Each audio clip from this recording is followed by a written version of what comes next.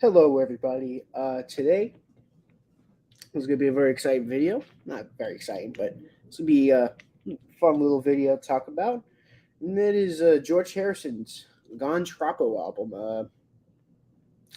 Another, I would say, contract agreement album to be as you had to do a certain amount of albums. This is just like Extra Texture was the contract album for the Apple label, Extra Texture. This album is for Dark Horse label, and this album was like his last album before he basically gives up. He basically lost interest in making music for a very long time, and this album was very evident of that. And let's go through it. "Wake Up My Love" is a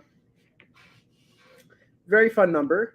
I'd say it's his weakest opener to an album. Was since this was like his weakest opener since I'm trying to think of it. The Electronic Sound album. That album and the Wonderwall sound, they didn't really have the best openers. No, actually, Wonderwall music had a really good opener, but this is like, besides that track, this is the weakest opener to his studio albums as of right now. Going through his catalog, I mean, it's really fun and great, but I wouldn't put it on like my like if I was making an essential George Harrison tracks list. This track would not be one of them. That track though, that's the way it goes. I quite like it. It's actually another really good. It's a little better than the opener, and yeah, it's pretty good. I quite like it. I really love you. I like it. It's a pretty good track. Not a favorite of mine though. Grease, I quite like it. It's a really good track in my opinion. Title track, uh, really great title track. I wouldn't like most of these tracks on Gone Troppo. Like I would never put like besides one track. I wouldn't put it on my. I wouldn't like put it on. I wouldn't like if I was making a George Harrison playlist stuff. I wouldn't put it on his playlist. But Gone Troppo is really good though.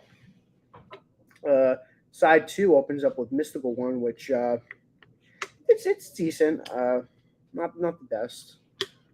Unknown Delay is good. I mean, a lot of these tracks. The biggest problem with these tracks is that they're not memorable. A lot of people hate Gone Troppo. I don't hate Gone Troppo.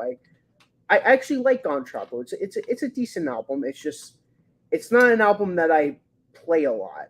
Uh, like if I'm reaching for a George Harrison album, I'm either listening to All Things Must Pass, uh, Living in the Material World, George Harrison's self-titled album, 33 and a Third, even Extra Texture and Dark Horse. I spin a lot more than this album, but no, I just have to be in the mood for this album, and re-listening to this album, I definitely lost interest in this album.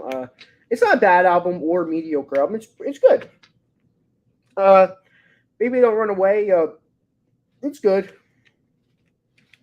Uh, Dream Away though, easily the best track on the album, in my opinion, and I definitely will. That's like the only track I usually listen to on purpose, or the only track that I'd put on the playlist. But yeah, Circles is not the best way to close out the album, but it's still good anyways. Um, Top five favorite songs in a dishonorable mention in the album rating. Number five, That's the Way It Goes. Number 4, title track. Number 3, Unknown Delight. Number 2, Baby Don't Run Away. My favorite song on the album, Dream Away. And the dishonorable track, I'd say Circles. And as for my album rating, I mean, if I'm just listening to it and I'm not going by like how memorable it is or comparing it to other solo Beatle records, I give it an 8.5 out of 10. But if I'm going by like comparing it to other George Harrison albums, going by how memorable it is, my rating would be a 6.5 out of 10. So if you guys want to go by the first one, an 8.5 out of 10, cool. If you want to go by 6.5 out of 10, it's also good. I don't care.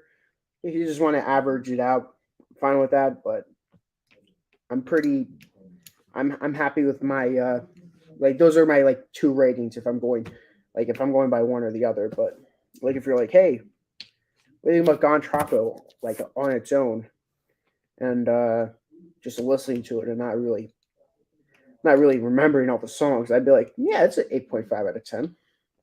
Like none of the songs offend me at all. Like a lot of other solo Beatle fans, a lot of George Harrison fans. Takes you. A lot of George Harrison fans tend to hate on this album. I don't hate it.